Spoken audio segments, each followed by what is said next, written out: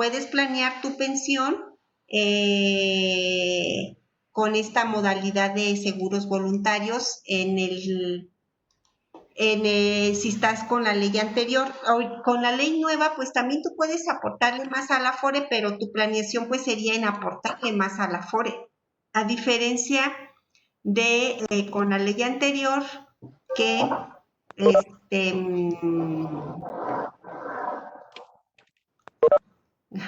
parece que ya estamos todos nuevamente. Gracias. Entonces, Maestra, mande. tengo una duda ahorita Hola, que dijo lo de la Afore. Sí, Freddy. Entonces, cuando ya uno se jubila, ya sea por cesantía o ya pasando por 65, Sí. ¿te dan lo de tu ahorro, lo de tu Afore y más aparte te siguen dando una pensión? Si estás con la ley anterior,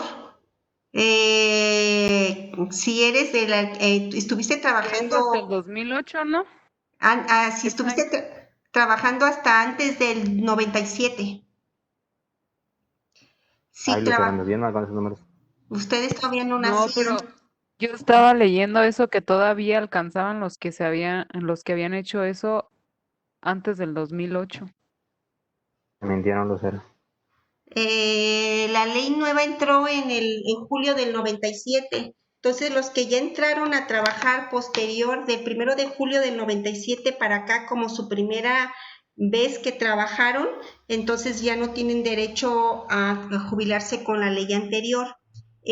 Con la ley anterior podías hacer esto del promedio de tus últimos 5 años. Con la ley nueva es lo que tienes en tu Afore. Entonces, si te jubilas, nosotros que todavía alcanzamos esa ley, al momento que nos jubilemos, nos van a entregar el saldo del Afore, no completo, el 50% te entregan de tu saldo del Afore y con el otro 50% te pagan tu pensión o ayudan a pagar tu pensión. Y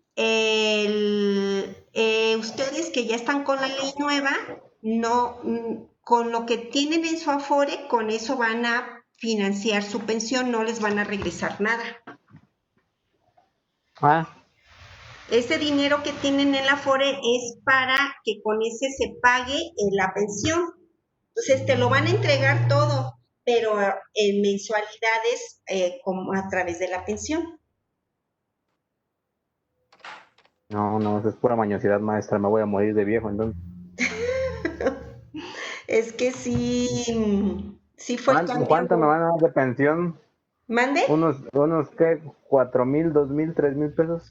Pues va a depender de tu saldo, lo que tengas ahorrado. Todavía ahorita tienes 21, tienes 40 años para ahorrar, lo que tengas ahorrado. Chale. Ya mejor date un balazo, Freddy. Mira, cállate, Lucero, no estás ayudando en No, nada. mejor por ya favor, vamos pensando en invertir en bienes raíces para que sí vivas de tus rentas. Yo creo que sí, maestra, mejorcito. Sí.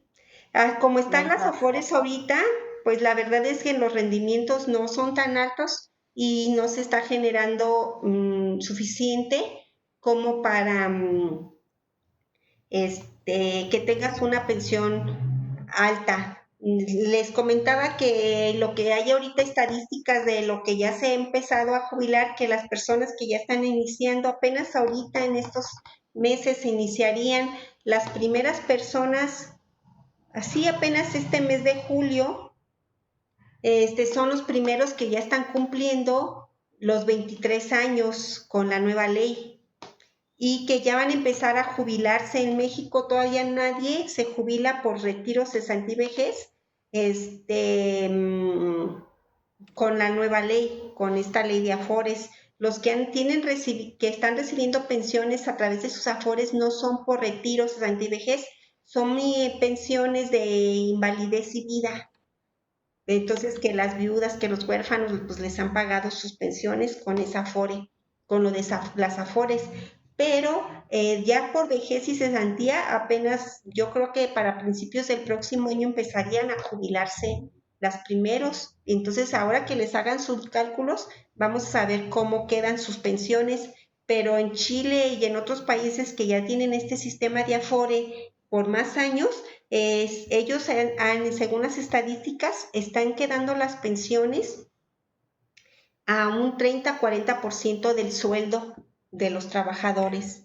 Entonces, no sé, si traías un sueldo de 10,000 pesos mensuales, pues te van a dar una pensión de 4,000 pesos. En México existe dentro de la ley de sistema de ahorro para el retiro, una pensión mínima garantizada, que sí te dice el gobierno, si tu pensión es tan baja que no te alcance para un salario mínimo de pensión, el gobierno te garantiza por lo menos un salario mínimo de pensión, y si te hace falta dinero para poder completarla con lo que tengas en tu Afore, el gobierno pone lo que sea necesario para que tengas tu pensión de salario mínimo. Pero si al calcularle te sale más del mínimo, ya el gobierno no pone nada, lo que tú tengas, con eso se calcula la pensión. Entonces, pues todavía falta tiempo, pero yo creo que de aquí a que ustedes lleguen a pensionarse ahorita que están jóvenes, debe haber algún cambio para que ustedes puedan llegar a tener una pensión mejor. Esperemos que de aquí entonces haya algo que permita que las pensiones mejoren, pero como están ahorita, pues sí están quedando bajas con este sistema de Afores. Y con el sistema de anterior, pues depende del sueldo de los trabajadores con sueldos bajos, pues les queda el sueldo bajo, pero está en función de su sueldo. Si yo tenía un sueldo alto, que fui funcionario y que tuve puestos directivos y tuve sueldo alto, pues mi pensión va a quedar alta. En el Seguro Social les comentaba que el salario máximo con que puede inscribirse un trabajador es con 25 UMAS. Entonces son 88 por 25, 2,172 pesos diarios. Yo puedo inscribirme o tener un sueldo de hasta 2,172 pesos diarios y tener una pensión mensual de 67,000 pesos. Si en los últimos 5 años tuve un salario así de alto, entonces yo conozco gentes que tienen pensiones del Seguro Social así de 40-50,000 pesos mensuales, porque tuvieron sueldos altos en los últimos años o porque la planearon bien y pagaron ese retiro en forma voluntaria, aportaron a ese retiro, cesantía y vejez con un sueldo alto y lo planearon durante 5 años. Entonces, a lo mejor va a haber alguna forma, habría que empezar a trabajar en cómo invertir tu dinero, el dinero del Afore, cómo irlo administrando, estarse cambiando de Afore a la que más pague, para que tu saldo sea mayor y puedas tener una pensión mejor. Entonces, en esta ley del Seguro Social, les comentaba, cubre todo esto, guarderías, que es el cuidado de los hijos, hasta desde que tienen 40 días hasta que cumplen 4 años. Y prestaciones sociales son esos cursos, talleres, programas de cuidado de la salud, todo eso son prestaciones sociales. Entonces, hay un capítulo en la ley para cada uno de estos y la vamos a estar viendo, cada uno de ellos, en específico, qué cubre y qué no cubre. Entonces, todo esto que platicamos de retiro, cesantía y vejez, ya lo vamos a ver más a detalle cuando lleguemos a ese capítulo, ¿sí? Por si todavía les quedó alguna duda, o cómo pueden ir planeando su pensión o la de sus papás. Entonces, el Seguro Social se otorga el servicio a los derechohabientes, que son los que obtienen el derecho a recibir o disfrutar de las prestaciones que otorga la ley, y se entiende que son derechohabientes el asegurado, el pensionado y los beneficiarios de ambos, es decir, su familia o los que dependen económicamente tanto del trabajador como del pensionado. Los pensionados, ya sea por invalidez o por retiro, cesantía y vejez, por la edad, siguen teniendo todos los derechos o todas las prestaciones en especie, es decir, aunque ya esté pensionado, sigo teniendo el servicio médico. Y no solo el pensionado, sino también sus derechohabientes o beneficiarios que pueden ser su cónyuge, sus hijos, sus padres, dependiendo pues las circunstancias. Hay reglas para cada persona de beneficiario que la vamos a ir viendo a como vayamos viendo los capítulos. ¿Sí? Y les decía que este régimen de seguro social comprende el seguro obligatorio y el voluntario. El obligatorio es cuando eres trabajador, ahí entras en obligatorio. Al inscribir el patrón a sus trabajadores, entran en el seguro obligatorio y ya quedan cubiertos por todos los ramos. En cambio, si es un voluntario, ahí el que contrata el seguro voluntario tiene que decidir qué coberturas quiere pagar, porque como es un voluntario, pues quien lo contrate tiene que pagar. En el régimen voluntario existen dos modalidades, continuación o incorporación voluntaria. La diferencia entre continuación o incorporación es que continuación es cuando yo ya fui trabajador y quiero seguir teniendo los servicios o derechos. Entonces, y la incorporación es, yo no soy trabajador o no he sido trabajador y yo quiero tener los derechos. Entonces, la diferencia está, aparte del nombre, en que en la continuación voluntaria, yo soy trabajador y me quedé sin trabajo o decidí renunciar porque ya voy a vivir de mis rentas, pero me interesa seguir teniendo servicios o coberturas como la de retiro o el servicio médico. Yo puedo contratar la continuación voluntaria, entonces yo voy al seguro y hago mi trámite voluntario donde digo, yo quiero seguir recibiendo todas las prestaciones y yo pago por el servicio. Y la ventaja de ser continuación es que todo lo que yo ya tenía registrado cuando era trabajador va a continuar durante el nuevo seguro que ya contraté de manera voluntaria.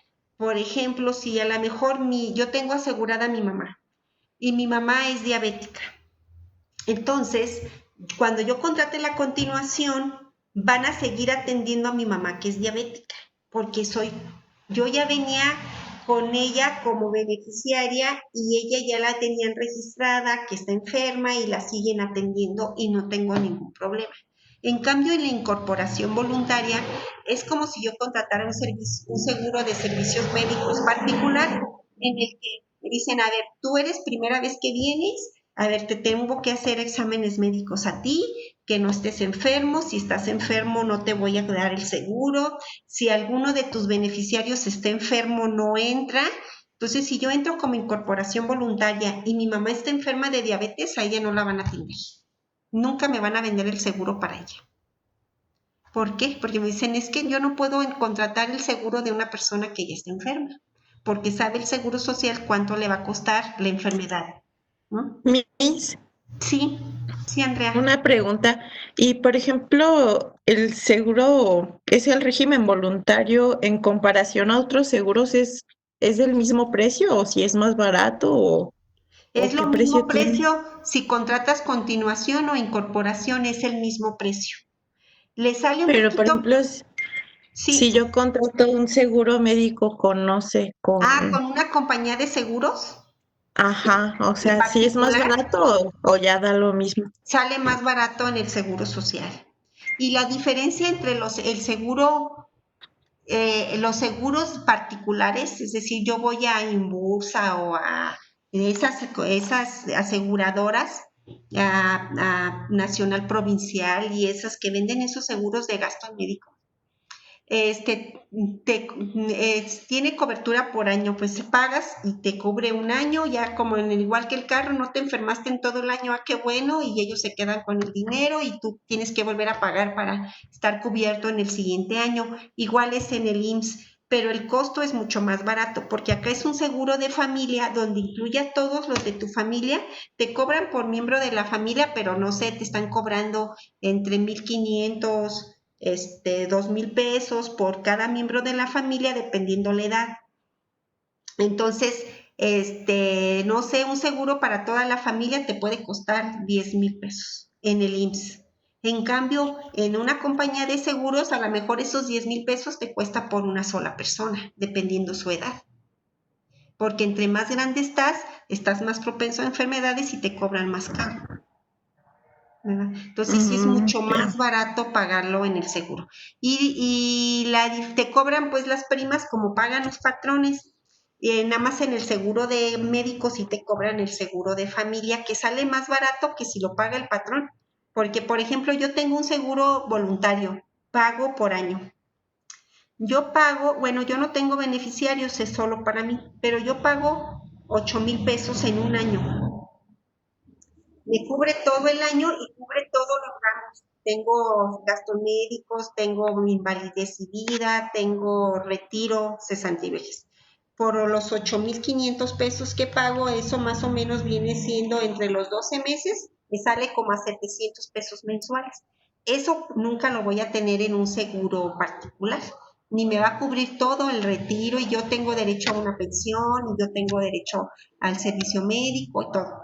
Entonces, sí sale mucho más barato este seguro social. Claro que el servicio no es lo mismo estar en el hospital del Char o del IMSS a estar en el Star Médica, ¿verdad? Si me enfermo o me operan, pero pues tienes un seguro que cubre aparte, en esos seguros particulares son seguros de gastos médicos mayores. Los seguros de gastos médicos mayores solo cubren esos gastos mayores, una cirugía, una enfermedad grave, pero los gastos médicos menores no los cubre, que si me enfermo de gripa no me van a atender, que si, ¿no? Cosas así, que si me caí, me hicieron tuve un esguince y me hicieron ahí una félula en el pie, eso no lo atienden porque es algo menor. Entonces, en el Seguro Social te cubre gastos médicos menores, gastos médicos mayores. Claro que vas a tener que madrugar, hacer filas, porque hay mucha gente, pero estás cubierto por todo eso. Entonces, sí es mucho más barato. Depende de tu capacidad económica, pues. ¿Sí? El seguro voluntario. Y la ventaja es que tú puedes elegir cuántas personas, qué riesgos quieres que te cubran para que tú lo planees y lo vayas pagando. Lo que pasa con muchas personas que pues, no tienen la capacidad económica, que se tiene que pagar por anualidades adelantadas. Entonces, a lo mejor los 8,000 pesos yo los puedo pagar, no tengo problema en pagarlos, pero hay personas que no pueden o no pueden juntar los 8,000 y les cuesta trabajo. Entonces, porque se tiene que pagar todo junto por el año adelantado. Así es como funciona. No sé si tengan duda. ¿Todo bien? Bueno. Sí, Miss. Gracias.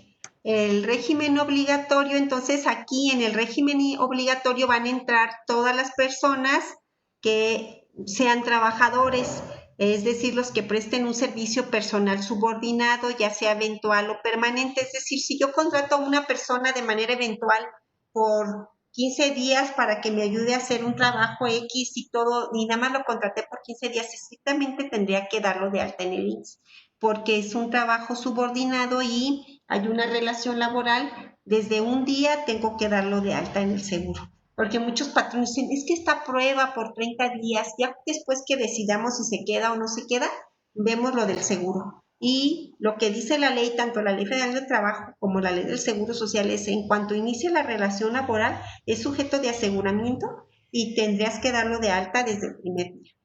Algunas empresas sí los inscriben desde el primer día y desde antes del primer día, porque cuidan mucho las cuestiones de riesgos de trabajo, porque si le sucede un riesgo de trabajo a un empleado y no está asegurado, pues ahí el Seguro Social no le va a cubrir nada de los daños, ninguna de las prestaciones porque no estaba inscrito y esas correrían por cuenta del patrón. Entonces, depende de la gravedad del accidente o del daño que haya tenido el trabajador, pues puede ser algo ligero o fácil que el patrón pueda pagar, pero puede llegar a ser algo muy complicado que el patrón se le pueda generar un crédito a favor de su trabajador o sus beneficiarios muy grande que puede hacer que las empresas quiebren en caso de que haya riesgos de trabajo que el patrón no pueda cubrir sin tenerlos asegurados.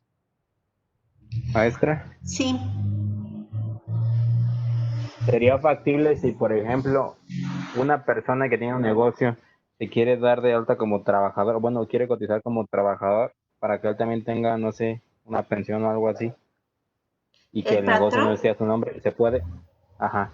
que el patrón pueda asegurarse, el patrón no es sujeto de aseguramiento. Pero si no fuera, o sea, que legalmente no fuera el patrón. O No, sea, digamos que yo tuviera un negocio, pero está a nombre de mi esposa y yo trabajo para ese negocio. ahí Aunque sí, todos saben porque que es mío, tu pues. esposa es la patrona.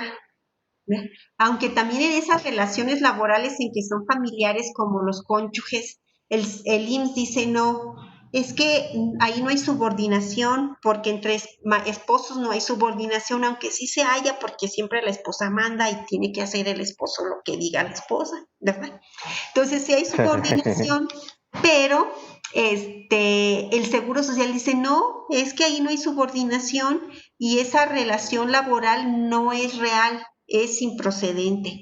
Y tú puedes dar de alta a tu esposa o tu esposa te puede dar de alta a ti.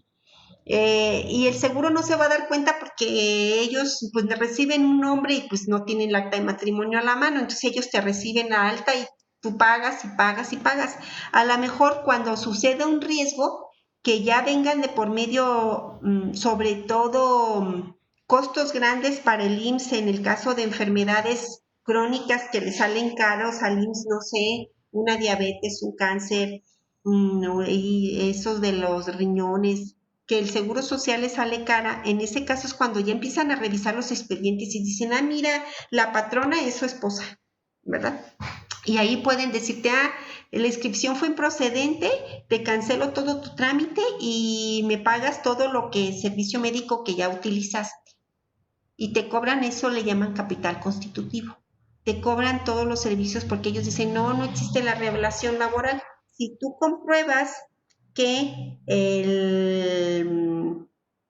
la relación sí fue real, que sí realmente trabajas, que sí tienes un horario, que estás en la empresa, entonces no hay ningún problema, aunque sea tu esposa la patrona. Puedes seguir inscrito, ¿no? Ahí el problema es cuando luego van a verificar y ni siquiera está en el lugar de trabajo, nunca va. Si no, pues no es tu esposo, no eres trabajador, solo te inscribió porque tengas el seguro, ¿no? Ahí se considera Andar como como mañoso. Cuando procedentes. son Miss, yo como que yo veo mal que no se puedan asegurar los patrones, ¿no? Sí, porque el patrón muchas veces está trabajando igual que todos y está expuesto igual a enfermarse, a tener accidentes y también tiene derecho a una jubilación y a servicios. Yo creo que sí debería de ser sujeto de aseguramiento los patrones. Solo ahora existen una opción para asegurárselos. Bueno, hay dos opciones para que los patrones sean sujetos de aseguramiento. Uno, que sea RIF. Los que están en el régimen de incorporación fiscal, los pequeños contribuyentes, dentro de todos los beneficios que tienen por estar en ese régimen, está un régimen de seguridad social para ellos, en que ahí sí se puede asegurar el patrón y aparte pagan la mitad de cuotas, siendo RIF. Y la otra opción es que el patrón pague su seguro voluntario como patrón. El seguro que yo pago, por ejemplo, es de ese tipo. Yo pago una modalidad de seguro voluntario de patrón. Yo tengo trabajadores sujetos de aseguramiento que yo tengo inscritos y yo pago mi propio seguro voluntario como patrón y me cobran igual como si fuera trabajador. Y ahí pues no me ponen tantas restricciones del servicio médico y todas esas cosas, ¿no? Con ese seguro de seguro voluntario de patrón. Y nada más que tú tienes que comprobar que si tienes trabajadores inscritos a tu cargo para ser un patrón. ¿Y ese es solo como para el servicio médico o sí te dan No, pensión y cubre todo? todo, cubre el seguro voluntario de patrón, es la ventaja que tiene, que cubre todo, como si fueras trabajador. Ah, Te ok, cubre ok. retiro, te cubre invalidez, vida, todo, como si fueras trabajador. Ah, bueno, ya ahí está bien. Sí, es una opción. Y nada más que ahí el detalle es que lo tienes que pagar por anualidades adelantadas. Tiene que tener el patrón su ahorrito para que pague su propio seguro, aparte del que va a pagar de sus trabajadores. ¿Sí? Así es como funciona. Entonces, nada más los trabajadores son sujetos de aseguramiento que sean subordinados. Los socios de sociedades cooperativas también, porque en las sociedades cooperativas la función de ese tipo de sociedades es que los propios socios son los que están trabajando en lo que son las cooperativas. Entonces, los socios de sociedades cooperativas sí se pueden asegurar como si fueran trabajadores. Y las personas que determine el Ejecutivo a través de decretos. Por ejemplo, hay un decreto para estudiantes que estudian en universidades públicas que tienen derecho a seguro. Eso entrarían en este decreto. O cuando ha habido, no sé, como el año pasado que hubo, el antepasado, que el terremoto eran sujetos de aseguramiento a algunas personas, aunque no fueran asegurados, por el hecho de que estaban desempleados o se habían quedado sin casa, o no sé, no recuerdo, pero hacen programas así en que por algunas cuestiones se pueden atender y pueden tener todos los servicios como si fueran trabajadores sin ser trabajadores y no pagan nada porque todo va por cuenta del gobierno federal, ¿no? Pero es en decretos por casos muy específicos. Ahorita el que sí está vigente es el de estudiantes. Son los estudiantes que tienen nada más que comprobar que están inscritos en alguna escuela pública. Ahí también el detalle es que es solo para escuelas públicas. Ustedes que estudian en una escuela privada, pues no tendrían derecho. Eso también está Iván, mal, maestra. pues sí, pura discriminación, ¿verdad? Todavía les estás ayudando a pagar una colegiatura y que el gobierno no tenga que pagarte la escuela y no te dan seguro, ¿verdad? Eso sí es Pero una dice, no, es que discriminación. Freddy estudia en una escuela particular, él tiene dinero para pagar su seguro. Si supieran que vendo botes para eso. Sí, así está. La verdad es que sí hay mucha discriminación. Hay falta de equidad en todo esto, ¿verdad? Pero así está la ley. Bueno, entonces, los sujetos de aseguramiento, se entiende que son sujetos de aseguramiento, yo les decía, en el régimen obligatorio, pues estos, los que están en la relación laboral, que son los trabajadores que están bajo una relación laboral de subordinación y que reciben un salario a cambio de su trabajo. Entonces, cuando existe esta subordinación, es cuando son sujetos de aseguramiento. Y para que exista esa relación, pues debe haber un trabajador, un patrón, y el contrato puede ser verbal o escrito, y se presume que existe contrato, aunque no sea por escrito, cuando existe el acuerdo entre las partes, en que se ponen de acuerdo en qué actividades se van a realizar, en horarios, en montos de sueldo, ya se entiende que hay un contrato y es sujeto de aseguramiento. Ustedes saben que en materia laboral en México, quien tiene la carga de prueba es el patrón. El trabajador puede decir lo que quiera y no tiene que probar nada.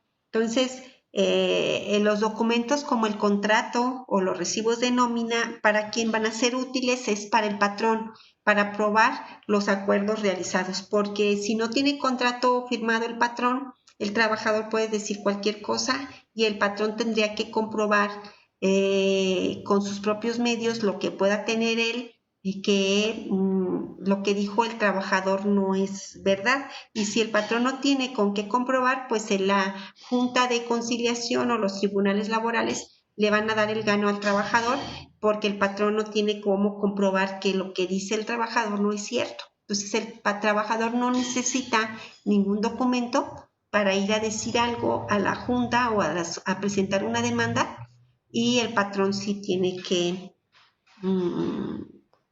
tener el documento, ¿sí? No van a ser sujetos de aseguramiento, aquí los veíamos, aquí a lo mejor me hizo falta poner el patrón, los miembros del Consejo de Administración, que se entiende que también son el patrón, el administrador único y los comisarios de sociedades. En el caso de personas morales, estas personas no van a ser sujetas de aseguramiento porque se entiende que equivale a ser patrones. Entonces ellos no podrían. Y el patrón persona física tampoco. Hay casos especiales en que sí pueden o no asegurarse, depende de las circunstancias, pero tratándose de menores de edad, menores de 14 años, no podrían ser sujetos de aseguramiento porque está prohibido el trabajo de menores. Entonces yo no puedo contratar una persona o un menor de edad de 14 años, menor de 14 años, y asegurarlo porque no me van a permitir darlo de alta, porque van a decir, tú no puedes contratar a una persona que tenga menos de 14 años, no puedo contratar niños, si no me van a decir que soy explotadora de niños. En el caso de los menores de edad, solo en casos muy específicos en que la actividad que realiza el menor y con la autorización y supervisión de los padres puedan realizar el trabajo, esté permitido, como son los niños prodigio, niños artistas, niños deportistas, en que yo lo contrato al niño que canta para que venga a cantar a mi empresa, no sé, yo tengo un teatro y lo contrato para que cante, ahí sí se sujeto de aseguramiento, pero con la autorización de los padres y comprobar que estudia y que no realiza trabajo en horarios nocturnos. Freddy, apaga tu micrófono. ¿A quién? A Freddy, se escucha escribiendo. Sí. No, es la maestra, creo. Yo No sé es si ¿es cierto. usted maestra? Sí, se escucha un poquito el tecleo. Ah, Que yo le lo das estaba con escuchando mucha también, pero no infundia, sé qué. Freddy. Se nota que estás tomando. No, maestra. Bueno, los trabajadores extranjeros también son sujetos de aseguramiento siempre y cuando tengan permiso para trabajar en México, así como a nuestros paisanos en Estados Unidos les pidan que tengan permiso de trabajo. Aquí también en México, solo que tengan permiso de trabajo, su visa.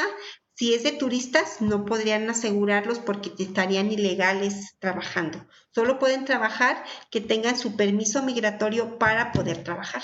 En ese caso, si tienen su permiso migratorio de trabajo, sí es sujeto de aseguramiento. Los becarios, que serían como los de prácticas o servicios profesionales, ahí no es necesario que sean sujetos de aseguramiento, pero algunas empresas sí los aseguran, aunque sean becarios, porque no quieren cubrir riesgos en caso de que les pase algo mientras están en horarios o en la empresa. Comisionistas, ya sea laborales o mercantiles, depende de cómo lo contrate.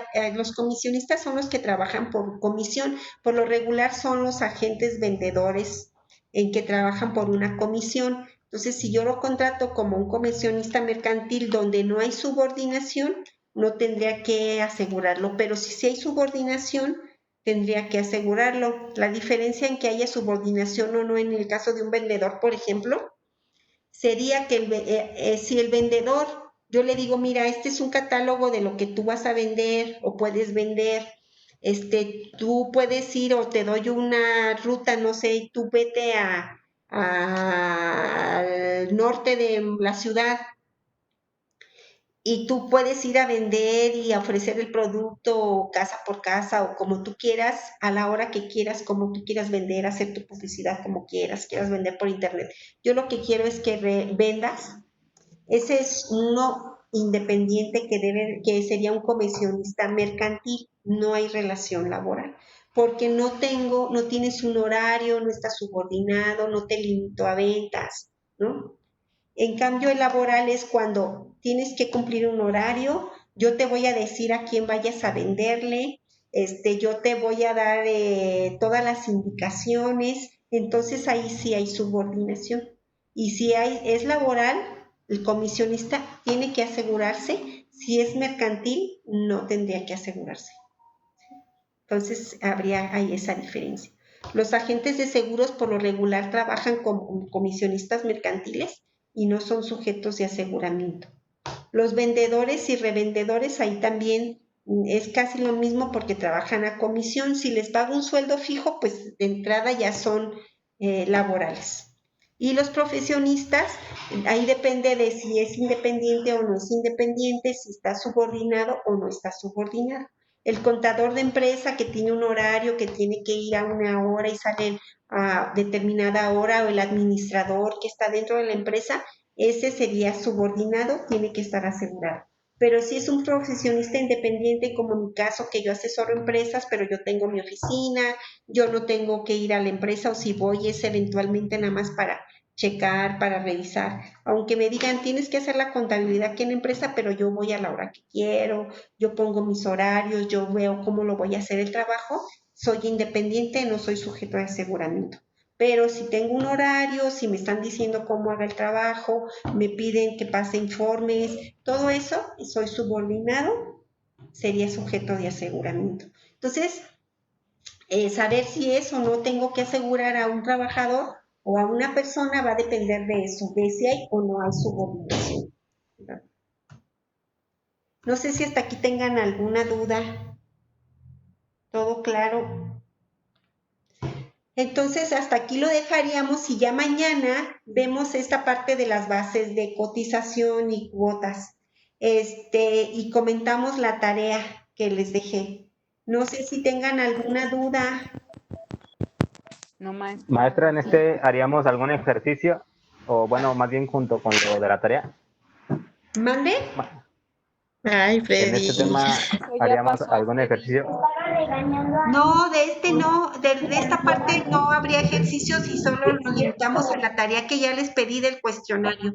Y mañana ya vamos a ver el tema del cuestionario, que son las bases de cotización y cuotas, y ya mañana sí vamos a hacer ejercicios numéricos de cómo se calculan esas cuotas, porque la próxima tarea va a ser de ejercicios prácticos. Ok, maestra. Muy bien, Sí, esa parte es la complicadona. ¿Las cuentas? Sí, ¿no? Mañana vamos a hacer ejercicios de integración de salario para que sería lo que es el salario base de cotización para efectos de IMSS, y ya vemos las dudas que puedan tener, hacemos un ejemplo y les voy a dejar tareas mañana para la siguiente semana de hacer ejercicios de esto de las bases de cotización. Ok, maestra. ¿Sí? Bueno, pues muchas Sí, bien. gracias. Que tengan buena tarde y nos vemos mañana. Ok, maestra. Gracias, maestra. Hasta luego. Gracias, Gracias. maestra. Gracias, Está Miss. tomada en cuenta Bye. su asistencia. Ay, Gracias. fabuloso. Bye. Sí, Andrea, Montserrat, Brenda, Freddy, Iskra. Muy bien, Miss. Y Bonita Lucero. noche. Ah, yo también estoy. Ya, sí, perdón, Lucero. También tú. Nadie te quiere, Gracias. Lucero. Ándale, nos Ay, vemos tú no mañana. importas, tú Gracias. cállate. Adiós, maestra. Adiós. Bye, gracias. Freddy, ¿Qué? I hate you. I love you. Ya, porque la maestra va a ser cómplice. Adiós. Adiós. Sí, Y todo nos se está vemos. grabando. Ay, Dios Está mío. grabándose, pero ya lo cierro. Ay, no es cierto. Adiós, maestra. Bye. Adiós, Bye. maestra.